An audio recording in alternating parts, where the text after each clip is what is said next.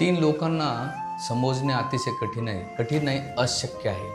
तुम्ही कधी अनुभव घेतला असेल आणि बऱ्याच वेळा अनुभव आलेले आहे. एक पहिली गोष्ट म्हणजे आपली पत्नी.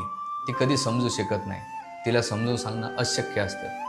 आणि दुसरी गोष्ट मग बघा कधी-कधी काही परिवारामध्ये खूप हट्टी असतात. आता ही व्यक्तिगत आलं आहे. प्रत्येकाला हे लागू होऊ शकत नाही. म्हणून पहिलं यांना समजवणं कठीण आहे, अशक्य असतं. म्हणून शास्त्र याला म्हणतात स्त्रीहट्ट. दुसरं आहे बालहट्ट. यांना समजावून सांगणं अतिशय कठीण राहते, पण अशक्य असते. हे पण वैदिक शास्त्र सांगतंय. आणि तिसरी गोष्ट ते म्हणजे शेजारी.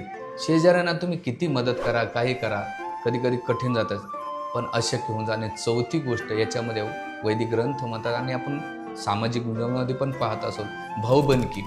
विशेष करून परिवारातले भाऊबंदकीतले लोक यांना समजवणं अतिशय कठीण असतं, पण अशक्य होऊन जाते.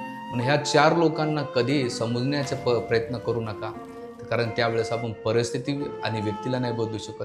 याच्यासाठी सगळ्यात महत्त्वाचं तत्त्व आपल्याला सांगितलं जाते, स्वतःला बदला. आणि जेव्हा तुम्ही स्वतः बदलतात तर आपोआप बाहेरचे लोक स्वतः आपोआप बदलून जातात. हे सूत्र आपल्या जीवनात पालन केलं तर निश्चित तुमच्या व्यक्तिगत जीवनामध्ये आणि पारिवारिक जीवनामध्ये याचा तुम्हाला निश्चित फायदा होईल. हरे कृष्णा.